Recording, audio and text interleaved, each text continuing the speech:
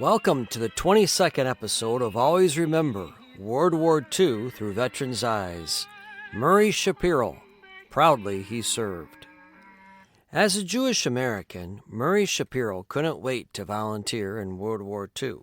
He was well aware of the Nuremberg Laws and the racist treatment Jewish people received in Germany. He lost his spot in officer school because he objected to the racist views his Major Carvell held towards black people. During the Battle of the Bulge, Shapiro would receive the Bronze Star for his actions, organizing a rear guard and defending it until his outfit was able to withdraw. In doing so, Shapiro was left completely surrounded behind enemy lines and had to make a harrowing journey back to his platoon. From the Battle of the Bulge to the Colmar Pocket, to the crossing of the Ludendorff Bridge at Remagen, this episode focuses on Murray Shapiro's World War II experiences.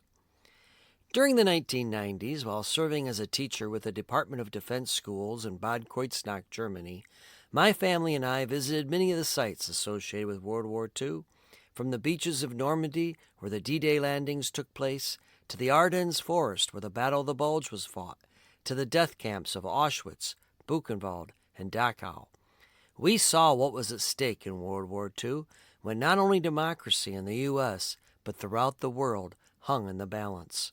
I began to write to World War II veterans to thank them for their service. I sent them pictures of the sites we visited. I invited them to share their stories with me, and I promised to keep them alive in the classes that I taught. What I never could have anticipated was that veterans shared their stories with their buddies and printed my letters in reunion newsletters. I was soon corresponding with approximately 140 World War II veterans, 20 of whom received the nation's highest honor, the Medal of Honor. I had more material than I could ever use in the classes I taught, so to keep my promise, I wrote Always Remember World War II Through Veterans' Eyes, and I launched this series of podcasts, which are based upon the book. As a young man, Murray Shapiro couldn't wait to volunteer. He had supported the war effort from the very beginning. Shapiro had been in the ROTC in school and was very patriotic. More importantly, as a Jew, Shapiro read what Germany was doing to the Jews after the Nuremberg Laws. I thought the humiliating treatment was enough to make me burn. Little did I know about the death camps. And there was a lot of anti-Semitism in America at the time. I wanted to make sure that here was one Jew who was going to do his part.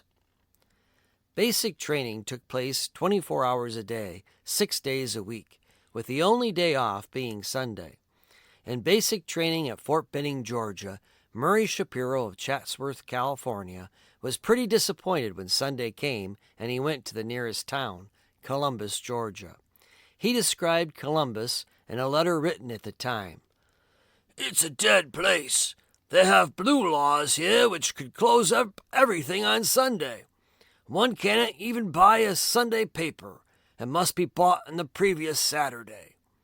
Columbus had just 2 movie theaters, and Shapiro lamented that they both showed westerns. Still, he did manage to find a store that sold Fort Benning t-shirts and sent his family one. At Fort Benning, Shapiro had been in officers' training school until he washed out of it on the last day. Despite having a straight A average in his courses, Shapiro was told that he does not have at the present time possess all the qualifications necessary for an officer and a gentleman. Shapiro knew the real reason was that he had aggravated the anti-black prejudices of his company commander, Major Carvell.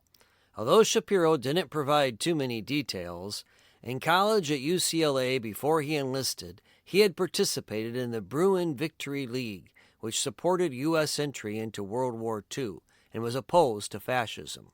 As part of the Bruin Victory League, Shapiro had protested the haircut requirements for white and black soldiers because black soldiers had to travel further to get a haircut due to segregation. He had also questioned why there were separate USOs for whites, Jews, and blacks. It bothered him that so many of the men in the main stockade at Fort Benning were black, so it was easy to see how he may have fallen out of favor with Major Carvell. Shapiro eventually shipped out from the New York harbor on the Mauretania on September 7, 1944, arriving in Liverpool, England 10 days later. London at the time was still being targeted regularly by German V-1 and V-2 bombs, so the U.S. Army did not station any unnecessary troops anywhere near London. Shapiro wrote about the destruction they had wrought on London.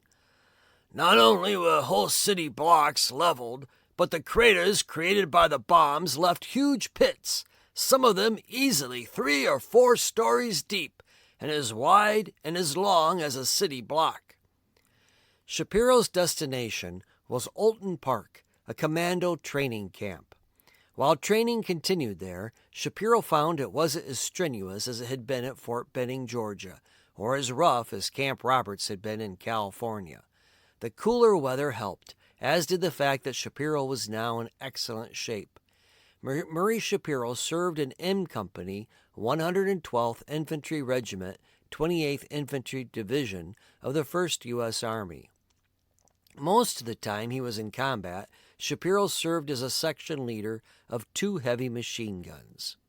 Murray Shapiro landed on Omaha Beach 4 months after D-Day. By then, the only opposition he faced was the rain-soaked muddy path as he marched slipping and sliding to the top of Omaha's cliffs.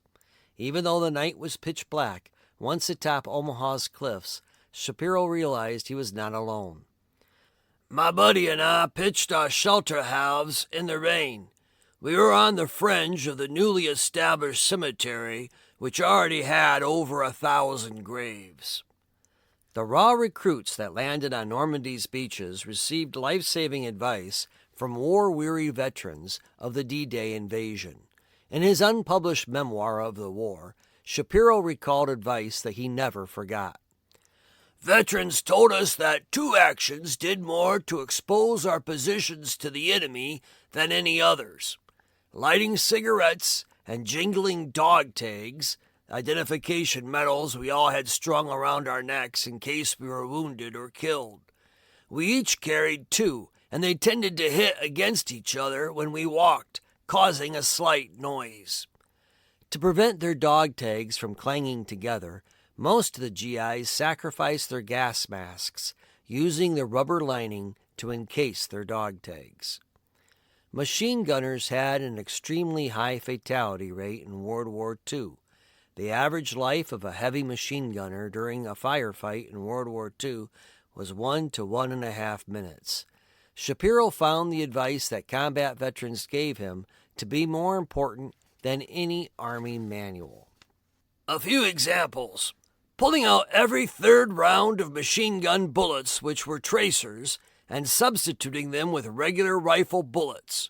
Running relays to the trigger of machine guns so that when you pulled the string from far down the trench, the gun would fire. The immediate return fire that took out the gun wouldn't take you out too.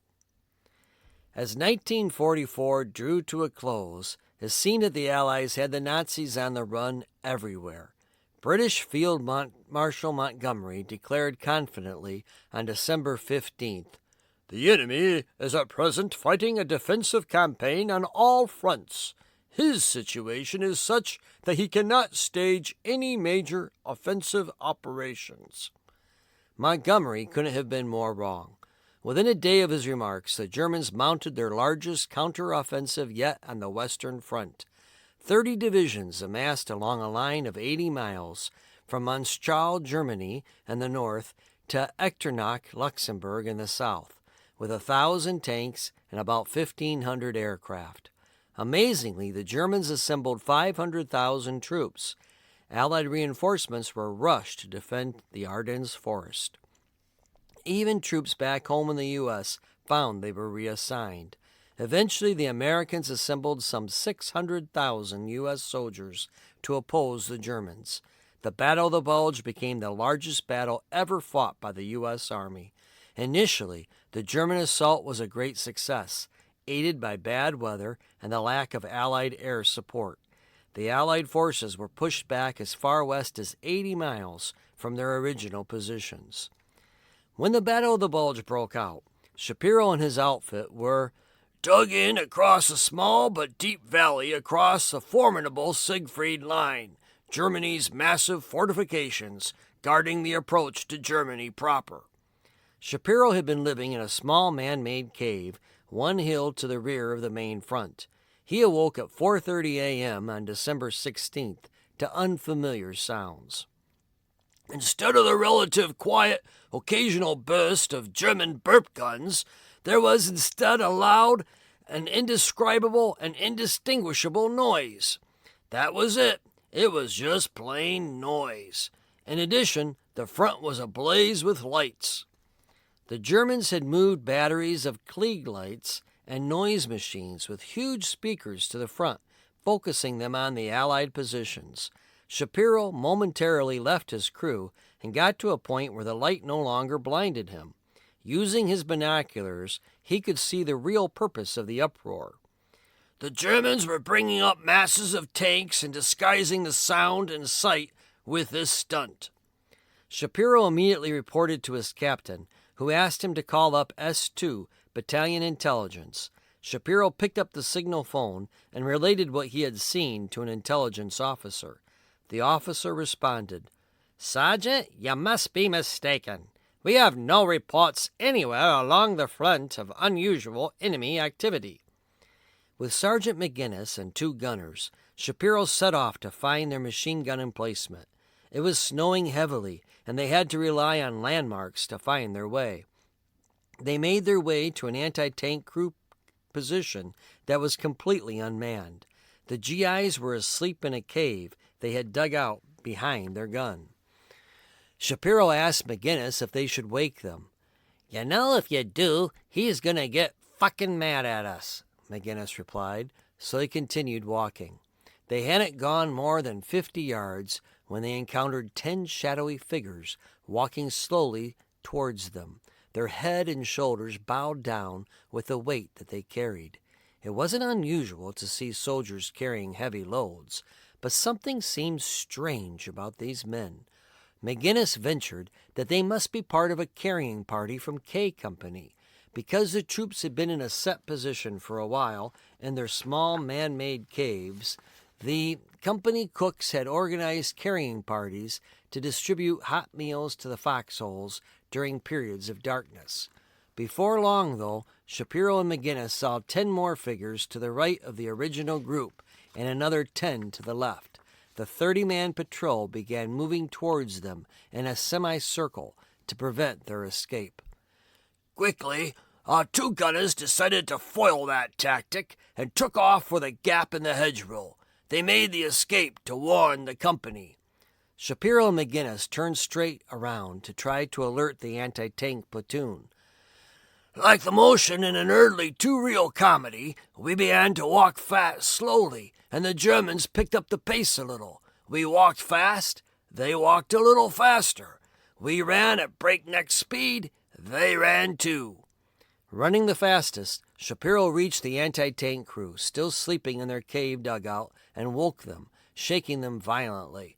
"Wake up, you jerks! The Germans are coming! The Krauts are on the way down the hill, in force!" As the crew drowsily began putting their boots on, Shapiro feared that they would never man the guns in time. Suddenly, Shapiro heard McGinnis's carbine firing. He grabbed his M1 rifle and started to take aim, just as a German potato masher, a long stick grenade, landed on the cave's roof. Shapiro yelled, "Grenade!" and hit the ground.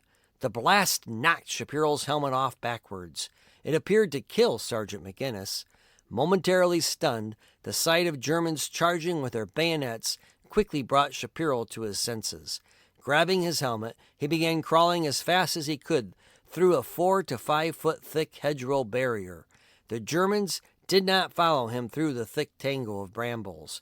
Instead, they decided to run around it, but had about 75 to 100 yards to do so. Shapiro wasted his head start, though, by trying to free his rifle from the brambles that had entwined themselves around the trigger guard. Hard as I tugged with the force of desperation, I could not dislodge my basic weapon. Shamefully, I had to leave it there and take off just as the enemy was rounding the hedge and heading towards me. Desperate, Shapiro soon realized that even if he succeeded in outrunning the Germans, they could still pick him off with their rifles on the long, somewhat barren slope. Shapiro jumped into a small depression on the slope and hid himself as best as he could under the leaves, pine needles, and mountain sage. His ruse worked. The first German advance soon passed him. No one noticed him, although he had to bite his tongue when one German stepped on his finger as he passed. A second wave of Germans soon set up position with heavy machine gunners and light mortars. From his hiding place, I could hear for hours the shouts of their company commander as he called upon his chief subordinate to supervise the gun emplacements and answer emergency. Feldwebel Müller! Feldwebel Müller! Feldwebel Müller! Morning soon turned to afternoon. Shapiro knew he had to leave his hiding place. Even if the Germans didn't discover him, the GIs would soon be firing everything they had at the slope to take out the machine gunners and mortars.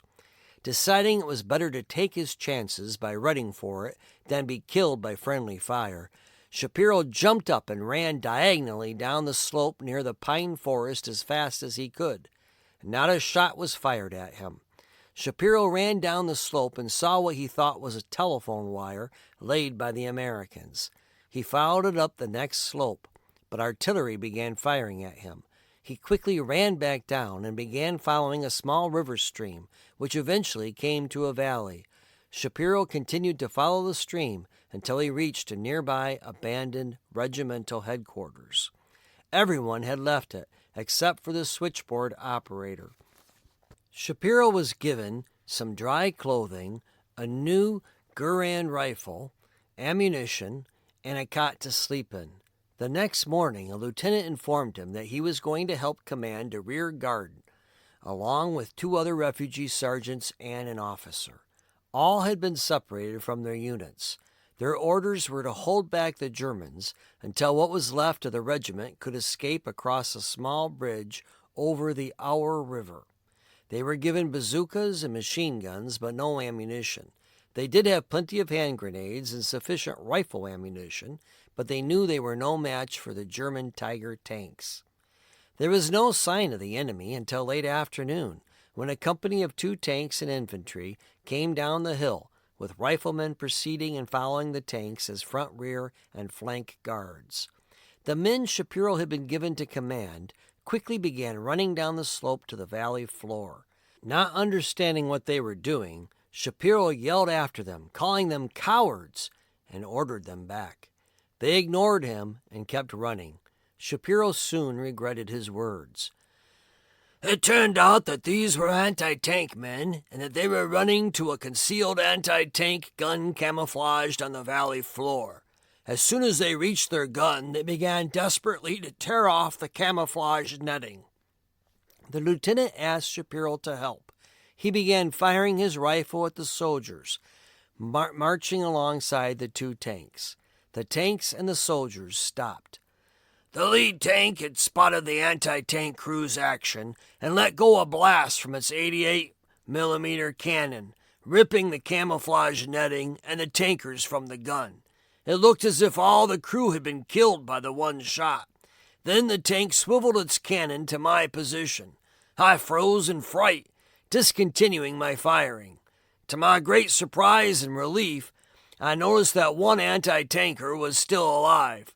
He was mounting the gun and turning the barrel towards the tank. The German tank noticed it too and stopped its swivel towards me, reversed itself, and began turning back to the threat in the valley. Shapiro shouted encouragement to the anti-tanker. He got off one shot, hitting a gas can on the side of the tank. The tank exploded in flames. Quickly the crew began to exit. The other tank turned back, as did the accompanying soldiers. I took up my rifle, firing again, but this time with little accuracy. The entire target area was engulfed with flame and smoke, obscuring my aim. The enemy retreated back over the ridge, and for the rest of the day and for most of the night, we lay undisturbed in our mission." Later that night, the Germans came back down by another trail, leaving their tanks but using grenades. They killed most of the Americans who were put on rear guard and quickly occupied the bridge, putting machine gun nests on either side of it. Eventually, Shapiro received word from his lieutenant that he and the remaining soldiers still with him were to move quietly up the ridge towards their old front lines and to try to circle behind the enemy, then back to the river. Shapiro was last in this procession. 30 minutes later, still bringing up the rear, Shapiro and the soldier, whose name Shapiro never knew, were told to halt. A German patrol had been spotted ahead. As a result, they were ordered to set up the perimeter defense and to be very quiet. The private and Shapiro set up their perimeter defense facing outward. After about an hour, Shapiro whispered that he was going to see what was happening. Quietly, he crept to what was supposed to be the center of the rear guard. No one was there. Apparently, they had been given the order to retreat, but that order had not reached Shapiro and the private. Returning back, Shapiro and the private decided to head back towards the river. At first they crawled, and then they crept, and feeling a bit more confident, began running. Within 15 minutes they spotted another German patrol and dove into the shrubbery on either side of their path. Again, Shapiro found himself covering with pine needles and leaves. After about 15 minutes, the patrol was completely past. Shapiro rose and began looking for the private. He whispered, "Private, private, soldier, soldier," but no answer ever came. He had apparently taken off by himself. Shapiro made his way, once again completely alone, back to the river. He followed it upstream, determining it was too cold and the river too swift and wide to attempt to cross. Shapiro figured the river would get more narrow the further upstream he went. Instead, the opposite seemed to happen. The river was becoming wider. If Shapiro was going to get across, it was now or never, no matter how cold or swift the water was. He took off his heavy gear, the steel helmet, his ammo belt, canteen, grenades, cartridge belts, coat, and field jacket. He kept on his layered clothing, 3 pairs of long johns and 2 pairs of wool uniform shirts and pants. He also kept on his boots, which he soon regretted, since they made it very difficult to swim. Wading into the river, Shapiro was relieved to find that the shelf extended underwater for quite a bit and that he could wade out a bit. But when the shell exploded overhead, he instinctively hit the ground, which in this case was freezing cold water. The shock of going full body and face into the chilled water momentarily immobilized me, and I had horrible thoughts of drowning, Shapiro recalled. Not the strongest of swimmers, and in freezing cold water, Shapiro found it took everything he had to battle the current and get to the opposite side. Exhausted, he pulled himself out of the river and collapsed on the snowy bank. Eventually, he got himself up and began walking. With no signs of the enemy present, he walked down a road to a small village somewhere in Malmedy. He banged on the door of the first house he found. A short woman answered, threw up her arms, and begged him to leave. Shapiro made it clear that he wasn't going to leave until she gave him some dry clothes. Finally, she handed him some socks, a sweater, and a raincoat, which he immediately put on. Deciding it was best to stay off the main road until he was behind enemy lines, Shapiro traveled for 4 days, taking to the relative security of the hills. Shapiro followed communication wires that led to now abandoned artillery dugouts, where he scavenged for whatever K or C rations he could find. A hungry Shapiro had a dead man to thank for his dinner. "My last food discovery, which kept me going another day, I painfully dislodged from the frozen grip of a dead infantryman who got it from an enemy artillery shell. I pried a tin and 1 can of corned beef hash from under his arm and borrowing his bayonet to cut open the can. The can, like the infantryman, was already opened in small pieces. Both were ridden with shrapnel. but hunger caused me to ignore the situation and to begin eating the hash. It was frozen solid, and for the day I lived only on this source of food. I was forced to melt small chunks in my mouth, occasionally spitting out chunks of shrapnel in the process. By his 5th day of trying to evade German soldiers, Shapiro was exhausted, his whole body frozen from the constant cold and dampness. After watching a small village for about an hour, it seemed abandoned. Shapiro thought he might be able to warm himself and perhaps find some food in one of the abandoned houses. As he walked down the village's one street, a door opened and an old, gray-haired woman peeked out of the opening. "Infantry?" she called out to him. Shapiro no longer looked the part, having lost his weapons, helmet, and pack. Shivering from his soaking wet pants and boots, he responded, "Oui, ja." The old woman opened her door widely and motioned for him to come in. Once inside, Shapiro found she was not alone, but had 4 beautiful young daughters.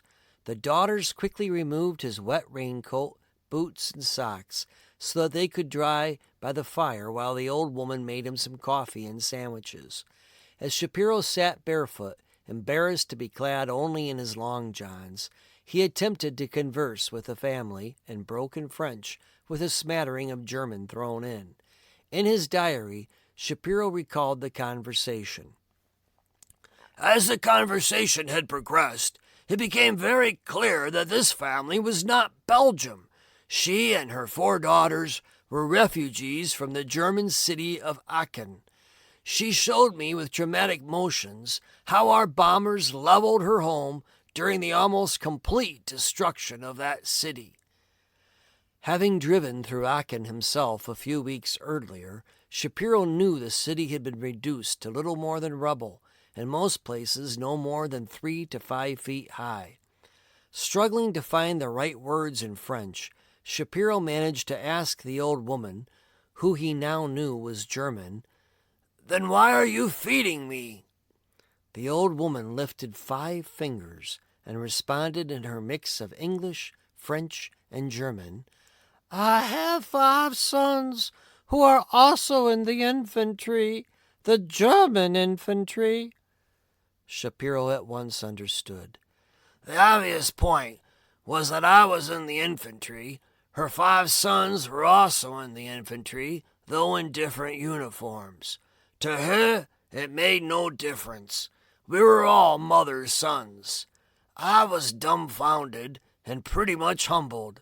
I didn't say anything for a few minutes. I volunteered for the Army Infantry to go overseas and kill Germans. From this point on, I was only trying to defeat Nazis, as distinct from all Germans. Shapiro's silence was broken by the rumbling of German panzers that could be heard approaching the town. "Panzers!" the old woman cried out. Shapiro hurriedly began putting back on his now dry clothing, the old woman and daughters helping him. Concerned that if the Nazis discovered that the family had aided him, they too would be killed, Shapiro intended to run out the front door and put as much distance between me and the house as I could, so the Nazis would not assess any blame to these people. Just as he was about to open the door, the old woman put her hand on his shoulder, stopping him.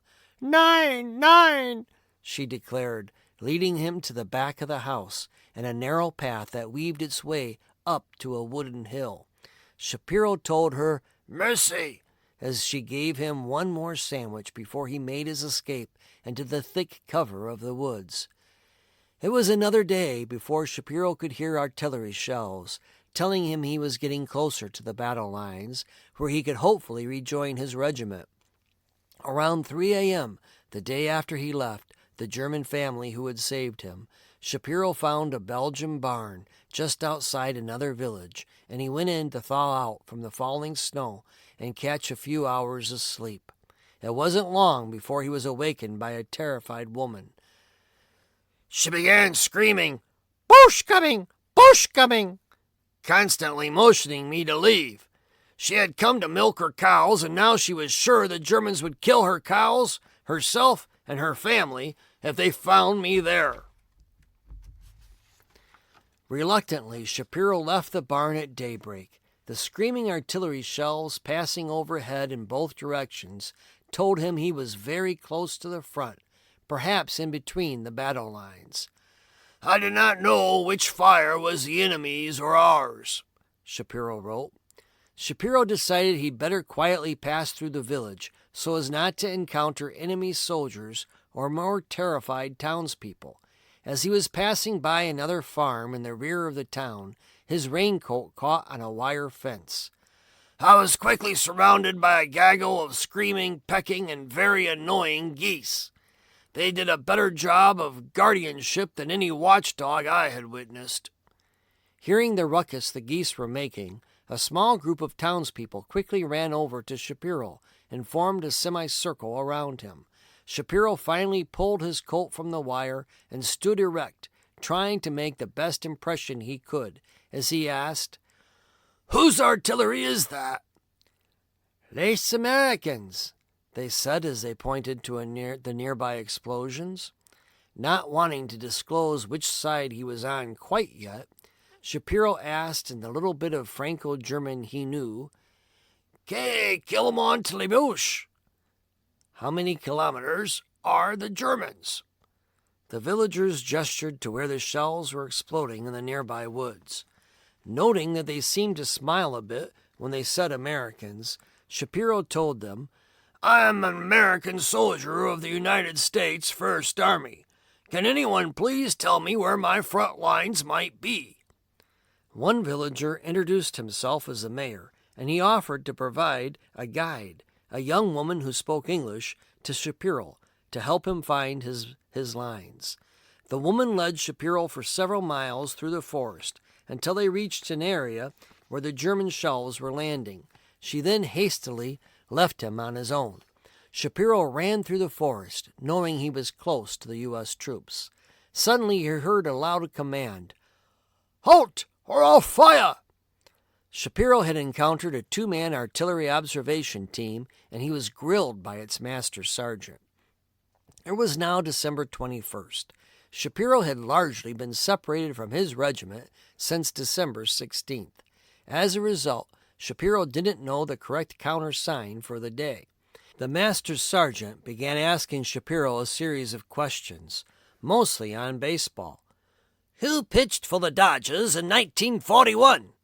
What was so-and-so's batting average? Since Shapiro wasn't much of a baseball fan, he didn't know most of the answers.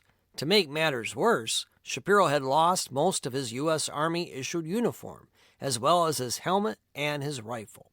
Shapiro didn't have his uniform to prove his unit designation, and the clothing the kindly German family had given him resembled more closely the German field gray than the American olive green. Look, Sergeant, Shapiro began, for God's sakes, ask me the name of our regimental or divisional commander, or something of American history, or about Los Angeles, California, where I come from. I just don't follow sports. Is that a crime? I just came back from a rear guard, saving what's left of this damn regiment. I'm tired, I'm hungry, and I am very cold. A captain then came out of concealment and began asking Shapiro a new line of questions that he fortunately was able to answer correctly. Satisfied with his identity, he was taken to a jeep and driven to a small village and to the colonel's headquarters. The colonel questioned him about the rear guard and told Shapiro that they were still surrounded, but were trying to break out into the British sector. The colonel told Shapiro that he was the last survivor of the 40-man rear guard to report back. The only ones to survive was myself and two other sergeants. One sergeant, a first sergeant, had crawled hand over hand under the bridge after the Germans had taken it and had posted machine gun nests on either side. The other sergeant had swum the river like myself, but much earlier than I had. Shapiro would receive the Bronze Star for heroic action against the enemy for organizing a rear guard and defending their position at all costs until the bulk of his unit outfit was safe and he himself completely surrounded behind enemy lines. The colonel had no weapons to give him, but he did give Shapiro a warm blanket and allowed him to sleep by the stove for the night. Their sleep was interrupted by a lone German Stuka bomber that dropped a bomb very close to the colonel's house, frightening everyone. Shapiro requested if he could rejoin his company and his machine gun platoon as soon as possible. His request was granted, and Shapiro soon found himself reporting back to his platoon leader. The platoon leader filled me in on what had happened since Sergeant McGinnis and I had left the company area that fateful morning to replace the crews in our gun section. I learned that 36 Tiger tanks had ripped through our company area, part of the SS division. Some of the tank crews cried out from their hatches, ridiculing the members of the Bleitagheime division, as they called us, the Bloody Bucket, their description of our Pennsylvania National Guard divisional insignia patch that we carried. The Pennsylvania National Guard's insignia was a red keystone, symbolic of the state, but the guardsmen soon adopted the Nazi description of the patch, adding, "Their bucket, our blood." Shapiro also learned how the company had been saved by a lone Jewish-American soldier. It seems the company was saved by an American soldier who was Jewish and knew enough German Yiddish to call out confusing orders to the Wehrmacht infantry accompanying the tanks to retreat, go to the left flank, etc. He stayed in his foxhole, continuing to yell out these confusing orders, even when he was told to retreat with his unit. He stayed there firing his .45 and yelling commands in the fog until he was readily and finally shot dead. During the next couple of days, the regiment continued to mostly retreat, attempting to avoid enemy encirclement. They made a stand at Beeler before withdrawing to Rogery. By Christmas morning, they had withdrawn to some woods and were issued 1K ration for the day to eat. Christmas Day we were retreating, living on top of the snow without adequate clothing and no shelter and hungry as could be. My only thought was wishing the pain would stop from the terrible cold and the frostbite in my feet. Things improved significantly, though, the day after Christmas when the unit moved to Rouge Miniere, where they received badly needed replacements and a belated Christmas dinner, complete with turkey and all the trimmings. By early January 1945, the weather was beginning to improve, and the Americans regained the offensive. A much more enjoyable effort, Shapiro recalled. They soon retook the towns of Ivelle, Bois de la Bayou, Grand Coup, Wany, and Wanneranville. Wanneranville proved more difficult to retake. Not only was the German army interdicting one end of the road, our artillery was doing the same thing on the other end. Germans were also still in a part of the town trapped with us, so neither side could let down its guard for fear of a shell burst or a surprise infantry attack. Shapiro's unit took position for 2 nights in an abandoned house filled with ammunition and one very badly wounded German soldier. Shapiro recalled the men of his section voting on whether or not to shoot the wounded German soldier. He was shot in an embarrassing and very painful spot, his genitals, and he was groaning in pain. He looked pretty well exhausted and in utter misery. His uniform indicated he was Volksturner, People's Militia, mainly composed of old men and boys. But he was lying in a room full of loose ammunition, including rifles, rifle ammo, and hand grenades. Because of the guns and the ammunition in the house, the injured German required round-the-clock guard duty, meaning even less sleep for the GIs. Tired of listening to the injured man's agonizing moans, one GI suggested they put him out of his misery. Another protested, arguing that would amount to murder. As squad leader, Shapiro suggested they vote on it, though he told the men that he would abstain. Being Jewish, his vote would have been for execution. It was close, but the GIs decided to let the wounded man live. Shapiro, however, couldn't resist telling the injured German if it had been up to him, he would have been a dead man. After all, Shapiro told the injured man he himself was a Jew. The injured German's response reminded Shapiro of his own humanity. Men are men. Some of the men then shared a K-ration with the wounded German and gave him some water. Shapiro was impressed that the GI who had argued that the wounded German be put out of his misery was also the same GI who got out of his warm bedroll in the middle of the night and helped the wounded man urinate, since he couldn't manage it on his own with his wounds. Eventually, relief arrived, and the wounded German was evacuated. Shapiro never knew whether he lived or not. Between January 8th and 9th, Shapiro's outfit found itself fighting alongside the 30th Division. His machine gun platoon was told to set up an outpost in a deserted town that had been the site of SS atrocities. A Nazi SS division had passed through the town and had killed every single civilian in it. After we set up our guns in a bombed-out house on the edge of town, I decided to explore the place. Most of the dead bodies were now almost covered over with falling snow. Bodies seemed to be everywhere. American GIs, German SS, and many civilians. The grimmest discovery lay in a large V-shaped ditch that ran through the back of the town. A small amount of water slowly seeped down the channel, but filling that channel almost to the top were bodies of dead civilians, many with noticeable bullet holes in them. Shapiro also found many dead, charred civilian bodies in the houses, including the body of an old 80-year-old woman sitting in a rocking chair with a bullet hole in the middle of her forehead. In another house, Shapiro found the remains of 3 dead Nazis and the charred remains of 2 civilians. In another room of the house were the remains of a stamp collection, scattered on the table and the floor. Shapiro quickly gathered it together and eventually sent it home to his family, as detailed in a V-mail letter he sent on January 11th, 1945. His gruesome discoveries in the town gave credence to the story that several riflemen had told him days earlier. Their squad had come upon a group of SS in the nearby forest.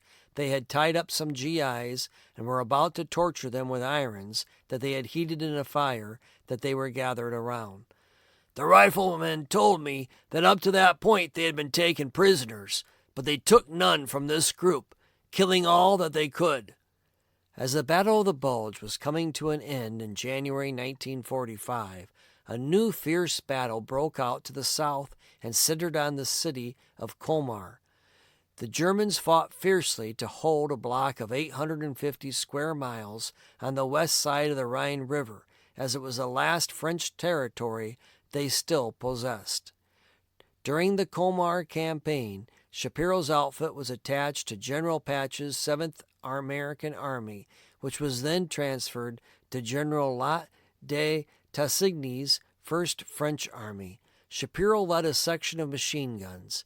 Attached to Shapiro's section was a small group of Moroccan soldiers, who were very good soldiers, but they fought very dirty. One night, the leader of the Moroccans told Shapiro that they were going forward behind enemy lines for a short while and not to worry about it.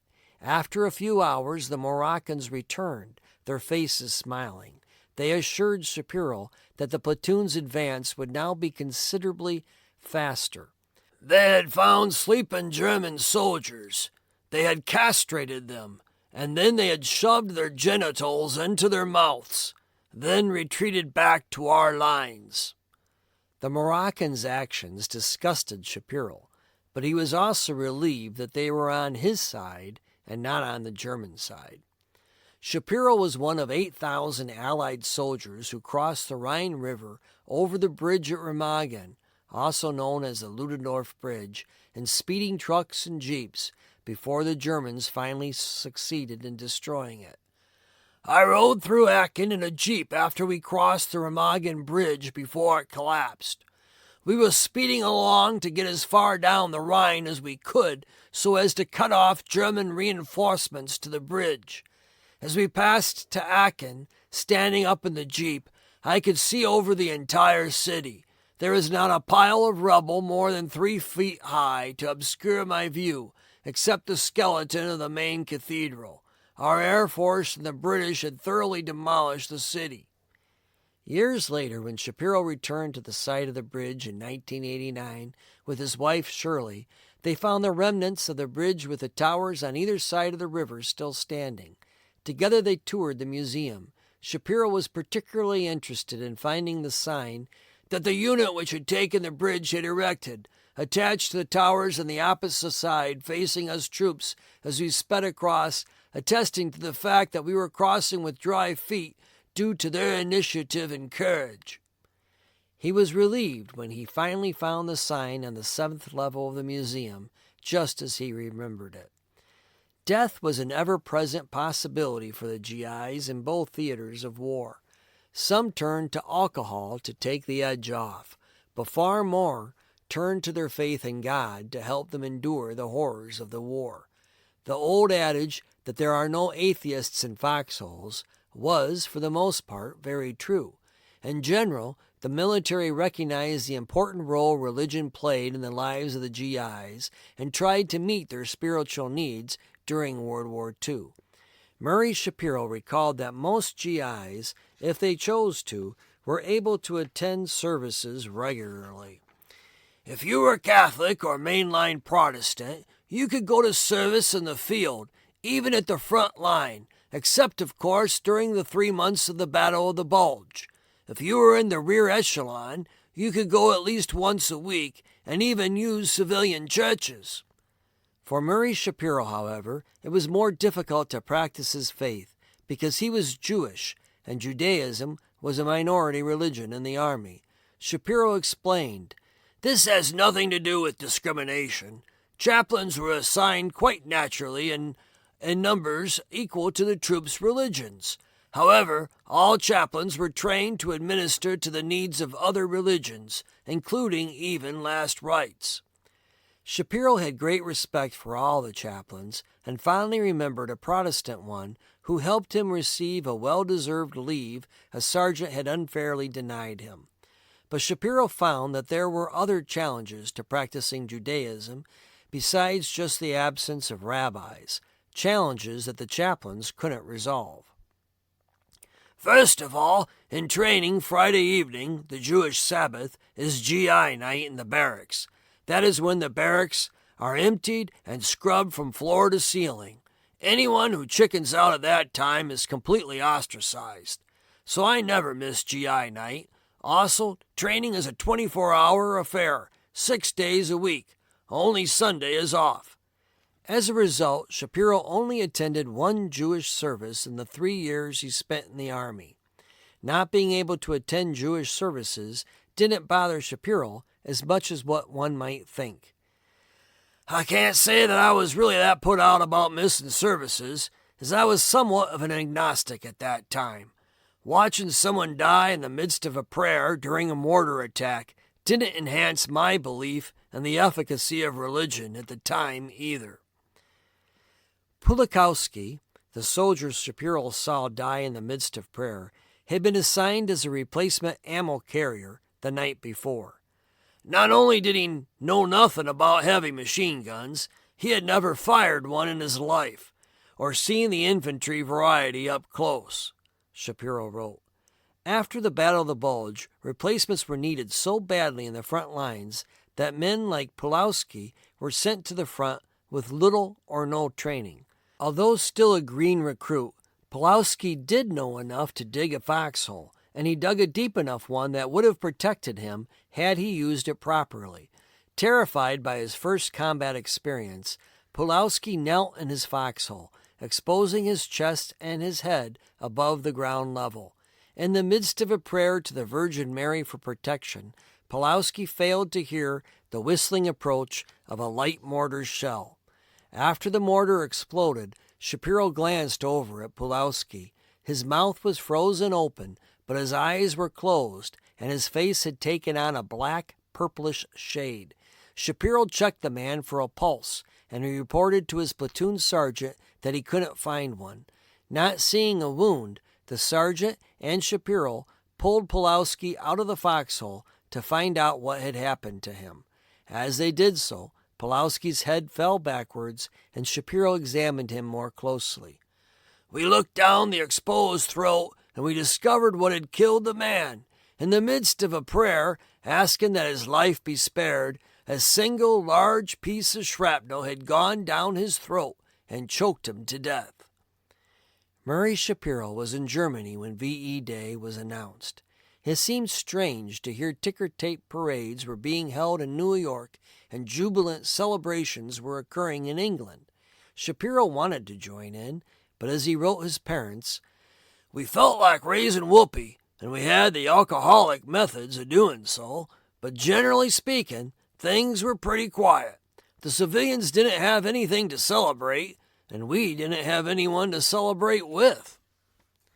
After the war, Shapiro taught for 54 years as an educator with the Los Angeles Unified School District, Cal State Los Angeles, Mount St. Mary's University, and UCLA. He also taught at a secondary school in Nigeria and was a religious school principal for Westwood Temple, Temple Israel of Hollywood, University Synagogue, and Temple Beth Emmet of Burbank. Shapiro stayed active in veterans organizations until he died on September 26, 2020, at the age of 97.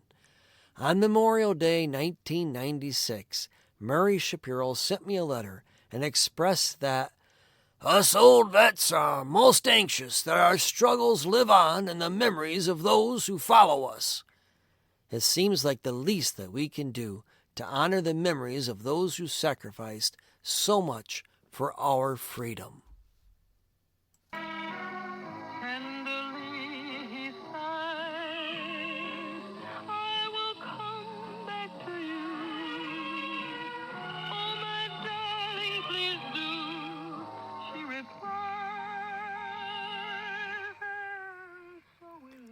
Our song today, "A Boy in Khaki, a Girl in Lace," was released in 1942 with music by Ali Rubel and lyrics by Charles Newman, and it was performed by the incomparable Dinah Shore. If you liked this podcast of Always Remember, World War II Through Veterans' Eyes, please leave us a review on whatever podcast network you use. Follow our podcasts and tell your friends. New episodes come out bi-weekly. You can find the companion book on Amazon.com. Until next time, thank you for remembering our World War II veterans.